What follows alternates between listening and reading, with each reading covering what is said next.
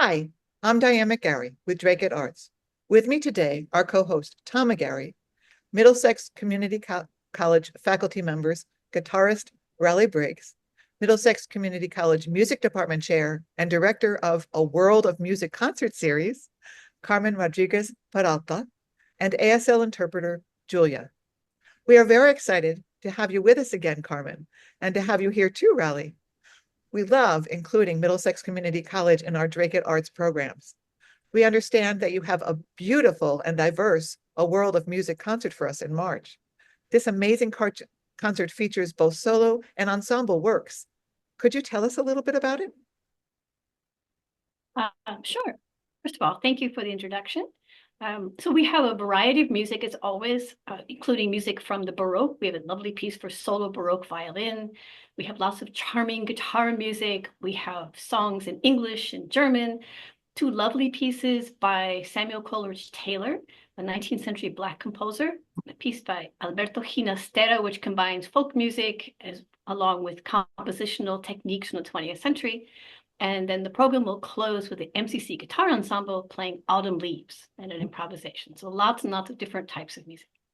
That's neat. That's neat. And you have a lot of guitarists this time. We do, thanks to Raley here. Yeah, we have tons of them. So what we try to do at MCC is have a mix of like classical preparation, so some kind of classical guitar, a little bit of like vocalists, so some people accompanying themselves with guitar as their accompaniment, and then a little bit new this year is a lot more improvisation. So we're using Autumn Leaves as kind of a vehicle to explore students being able to make stuff up on their own. That's something that I'm a little less familiar with, but it's been met with enthusiasm for sure from the students. Improv is really a unique way to interpret, to bring musical sounds together because you have all this history of your own performing behind you, right? And then what you want to say comes forward in different ways each time. Yeah, definitely. And you can kind of get a sense for the person that's performing, right? So it gives a little bit of room for students to express themselves, but also to just kind of like communicate with one another and have a little fun. I think sometimes, um, certainly in my past, doing a lot of like months of preparation on one piece, I think sort of starts to sterilize music a little bit. So it's nice to see people um, uh, learn guitar through a kind of a more communicative medium. Huh. So can you talk about improvisation a little bit? Because a lot of people think jazz has a lot of improv, but we don't really think of other forms of music or genres of music having improv. Yeah, certainly. I mean, I think it's again more of like a language. So instead of the way I always like to say it is instead of you kind of preparing a speech and reading the speech and going, exactly as it's written and as you've prepared, that's kind of a maybe a classical attitude, but improvisation is just kind of having a conversation, right? So you're just kind of I think it's intimidating for some people when they're starting to just kind of make stuff up, but really we just kind of have a set of vocabulary and we kind of pass that around, right? So Sure. certainly jazz is the American standard of improv, but every culture has it, right? There's a lot of ways to approach improvisation, and we have such a diverse student body that you kind of start to hear different cultures and sounds kind of come through. Even if we're playing something like Autumn Leaves or an American jazz standard, you'll hear stuff informed by everybody's diverse background. It's exciting. That's very exciting. Yeah, so far so good. And we also have some solos in there, right? So we do have prepared solo, so the speech reading kind of approach to music, but it's been fun for me and for the students to just kind of loosen the collar a little bit and just spend a little time improvising. I think also the guitar students come with such a different background. Some of them are trained in classical guitar. Some of them only have played in a rock band. Hmm. Some of them want to play jazz. And so really has to deal with all these different students who come from these different guitar backgrounds. And so I think introducing them to classical guitar, reading music is an important part, in our college curriculum, but then also allowing them to explore using their backgrounds through improvisation, I think works well too. Yeah, certainly. And guitar is kind of a global instrument. It's not it's very common for students to come to like a Guitar 1 course with quite a bit of experience or none at all, right? So there's a whole lot of diversity just in the instrument. So I think we do our best to strike a balance between like a very formal education in music and then just kind of, playing to people's strengths like a rock band or a jazz band and that sort of stuff. A lot of MCC students at the moment are performers in rock bands, as guitarists and bass players and stuff like that. Drummers. We have a lot of MCC students who are in like an R&B band, right? So they use kind of some of the techniques they learn in like a formal environment to get out into the world and start performing. So And right, they should. I mean, that's the whole point, to be able to go out and have a career and support yourself and have a good life, right? That's what yeah, this is what I this mean, is. not only that, so that is the idea, and then also they can kind of express themselves and sort of it's a really rewarding process to watch people develop their own voice. So they use kind of what they've learned here and go out into the world. They do make a living and they kind of expose themselves to the real world of music. But it's just nice to watch them mature and kind of, face some adversity maybe in the music world and just kind of go through it and really, their determination kind of sees them through some hurdles in that environment. Sure, sure. Diversity, running into obstacles helps deepen your relationship to things, doesn't it? Because you have to decide not just to be committed, but how to be committed and how to move forward. How do you get around that bridge or that wall or the tree that's in the middle? I'm obviously using metaphors, but that happens in all of life. And if we don't figure out a way around, above, under, then we don't really grow. And our music doesn't grow with us.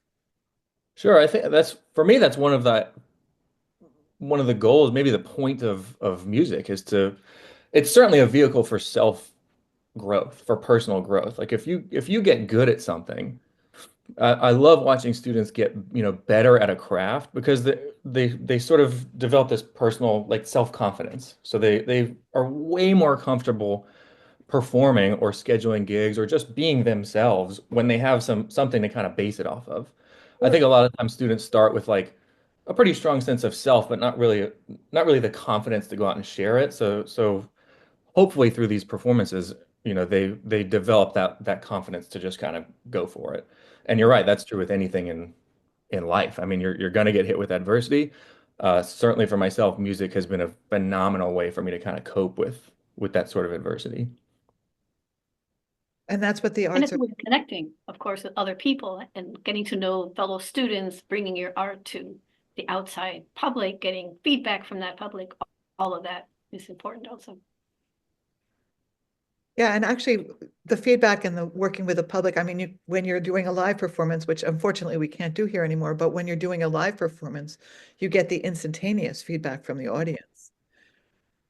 And also as an ensemble player, you're working off of each other and you get each other's energy. And it's like, okay, especially when you're improvising, okay, you take it now. All right, I'm giving it back to you, or I'm going to take it from you. And all of that working together, actually, even in a composed piece, is so important because you have to listen. You really have to listen on so many levels. Yeah, absolutely. I think that, when we play composed music, we try to, think in terms of what the composer was thinking. Um, but we can interpret it however a student feels, right? So sometimes I can eventually end up being the bad guy, where I'm like, well, I think it should be, I think whoever I'm gonna say Beethoven as an example. So we don't really play Beethoven on guitar, but um, Beethoven I think meant this in this way, and I'll have a student be like, yeah, but what about this? They mark this piano, and I think of that as this certain scene and everything, and it's valid. I think that's okay for a student. I kind of want that dialogue. I kind of enjoy a pushback because it means they're invested, right? They really are applying what they're learning here. Yeah, that's very, very important. I mean, all of us and all the composers are products of our time. So there are ways things can get interpreted and how much they mark on the score, what we're supposed to do, is also a product of their time. So then and sometimes it's the editor who puts things in, right? So we have to then take that in and say, okay, how am I going to put that out? And you're right when you say, well, what did he really mean? He meant this. Yeah, but I hear this.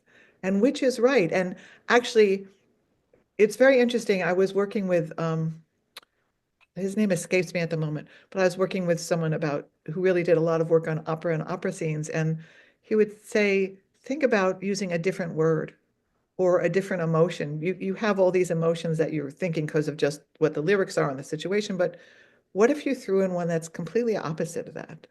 Or what if the composer, instead of going a fourth up, went a fourth down?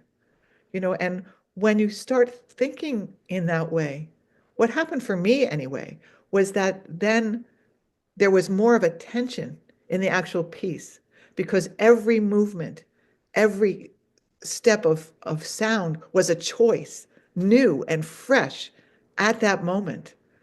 And that was so exciting because sometimes, we play something so long or we sing it so long that it becomes rote. But when you start instituting, what if this was different tomorrow or right now? There's that creativity comes back to the piece, no matter how old the Bach movement has been, how many times it's been played and whipped to death, we sometimes think, right? Yeah, absolutely. So with music that has text, there's generally, there's a story attached to it, right? So it's kind of difficult to remove yourself from that story, especially if you speak the language, or even if there's a title, like say the title is called Autumn Leaves, or there's a really strong title, you start to attach a certain scene to it. So one of the exercises we really like to do, so something like Bach, right? It's like there's really no, it would be called Prelude. Right, right, There's right. like a million pieces called Prelude. So it's like, well, once we kind of get past the physical nitty-gritty of how to play the stuff, it's like, what does this section make you think of? Is there, I'll ask the student to come back next week with three different, movie scenes, three different scenarios that you think this sounds like. Because if you're emotionally invested, if there's really a scene you're going for, if you kind of have a vision for what you're after, you're a lot more emotionally invested in what's going on, and maybe the audience won't get that scene, right? So maybe I think of this as like a ship sailing on the sea, and then rainstorm comes, and havoc breaks loose, and then the storm goes away, and all is well. Sure. But the audience member might hear of a meadow in the springtime, and it could be totally different, but at least it's invested. I think sometimes, especially when we're learning, I think sometimes we get so wrapped up in the physicality of it that we sort of lose track of why we started, or maybe what, how can we connect with other people? So I don't want students to silo off and become connected with themselves and try to play it, in their bedroom, so to speak. You want to get it as good as you can and then get out and share it with people so you can kind of experience the whole idea of the arts is just sharing and kind of creating a dialogue. So I'm glad you said that because we like to have scenarios in our head, right? I always like to say an opera is a good example, but a movie or a TV show, think of like how this might match with your favorite show if you have one. Yeah. Rayleigh, how did you come to the guitar, or did the guitar come to you? Oh boy, I guess it was a little bit of both. So we said earlier I grew up in Florida, um, and maybe I wasn't a million percent aligned with the culture there. So I kind of started guitar as more of a rebellion. Oh, And I really didn't want to go to my district high school. That hmm. it really is about that simple. And there was an arts college, or excuse me, an arts high school called Blake High School. I don't know. So if anybody's watching from Blake, um, that's how I really, really got started. And I just had great teachers, to be honest. I had a really, really good set of teachers. I had a really strong path kind of forward. So it started very much as like a rebellion. Hmm. And then each year I went, it felt a lot more mainstream because I could kind of see a road forward. Like I've went to college for a scholarship, and I went to master's for a scholarship. I eventually did a doctorate. So it kind of flipped on me. It felt like I started kind of trying to be a punk rocker, and I really took a very traditional route into music. But it's been a lovely ride. It's been a fun time, and it's nice just to be in in the area of Massachusetts for sure. It's a warm, welcoming place for the arts. Mm, mm. Do you play any other instruments? I love to sing, but don't ask Mm. me to do. I really enjoy that. That's another reason I really enjoy. Something I always say is, I think guitar is probably at the chagrin of Carmen here. I think guitar is probably the best accompaniment to a singer because Huh? it's a quiet kind of human scale instrument and it helps the vocalist shine through. So I enjoy accompanying myself as a singer. I've done a little bit of piano, but I cannot call myself a pianist. Mm. I've enjoyed playing banjo. I think that's one of the best, Wow. certainly one of the most American instruments. Mm. And then I just mess around here and there, like a harmonica and some percussion and stuff. But guitar is absolutely the main event for me. Okay, thanks. Mm. Yes, as a pianist, Carmen, that is such an incredible, diverse instrument and Mm. very challenging, I think. One thing I do for my students is kind of along what Raley was saying. They're so interested, my students are, and worried about getting all the technical aspects. Mm. One thing I ask, if we have a melodic piece, is to imagine them singing it. And Mm. sometimes I even Ah. make them sing the melody, which they, of course, don't like to do. They feel very self-conscious. But when they think about the fact that this is a singer, this is a human being singing, how would you phrase this if you were singing this, rather than just how do you play this note, one note after another? It makes all the difference in the world for the music. It makes the music much more songful, it makes more sense, it makes it easier to convey to an audience when they think of it as something they are singing rather than just mechanically playing. Wow. But you have to breathe into the phrasing, Right, no right. matter what Which you're. a lot of times pianists don't think about. Yeah, yeah. Yeah, that's interesting. Right, because you can't just keep rolling the rock down the hill. It has to have a different type of movement. The ebbs and flow of the music are very important. What's your favorite piece for this program? I know I shouldn't ask that because you love them all and you love all the students and faculty members who are doing them, but if- Me, Jesse.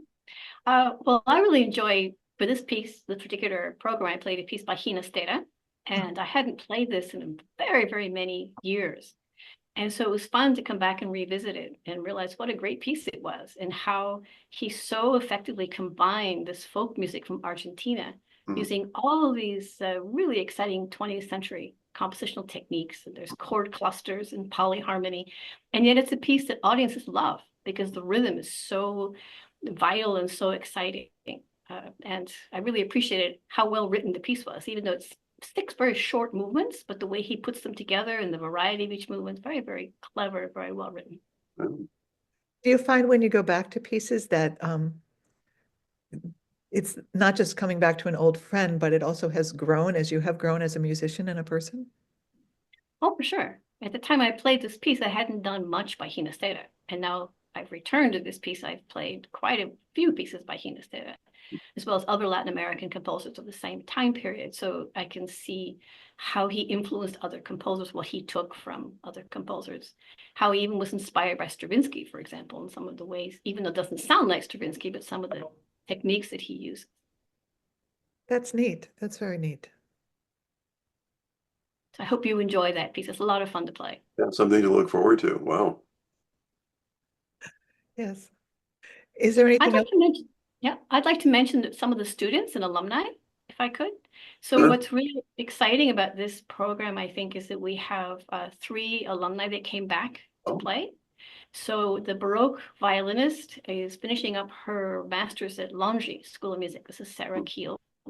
So she graduated from Middlesex 2018, I believe. So she's been away for a while and has come back. And then we have 2 recent graduates, my student, Anthony Luminello, who is now at Berkeley, and he's performing a Bach Prelude and Fugue.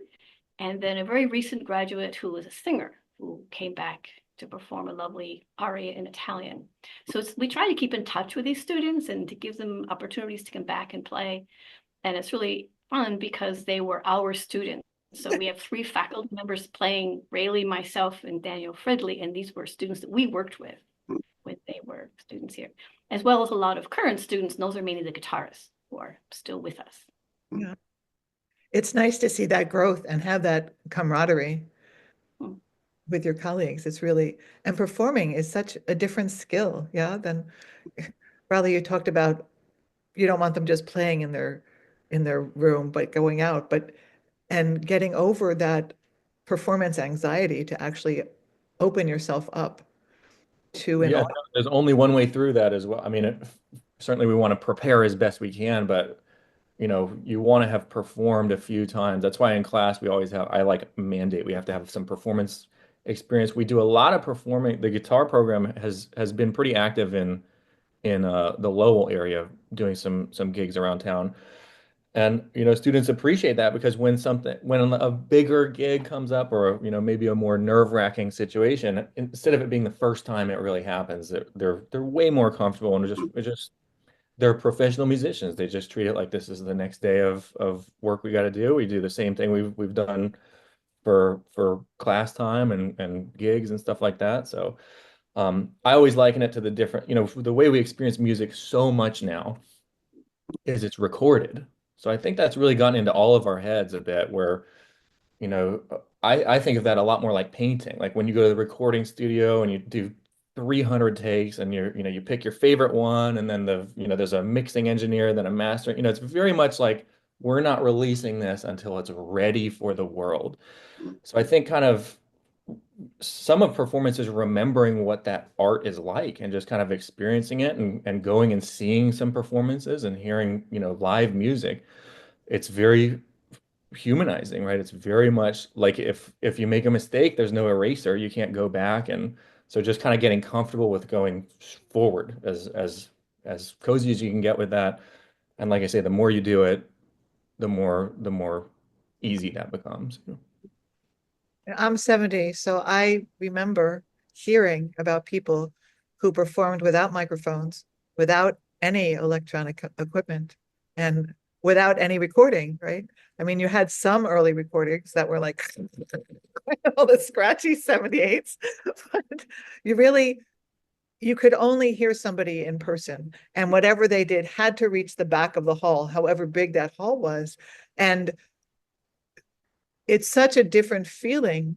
That's why I wish we could be in person, because I know the energy that the audience shares with the performers, and that ability to change something on a dime, and also to make a mistake and keep going, right? You don't stop. You can completely smash a piece up sometimes, but you need to keep going, or you can forget a cue, but you need to stand as if that's exactly what should be happening, and just keep going. And it's beautiful and energized. And that's the humanity in the arts, right? Because especially music, I mean, you're right, painting, once it's on that canvas, and you change it for how many times, and then you sell it, or a patron buys it, or it's gone.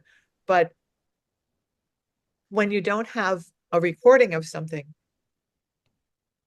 as soon as you say it, or play it, it's gone. And yet the vitality of that is still present. Yeah, 1,000,000%. I mean, this concert we're sharing, these are still live performances. We're performing this stuff, and the students are performing it.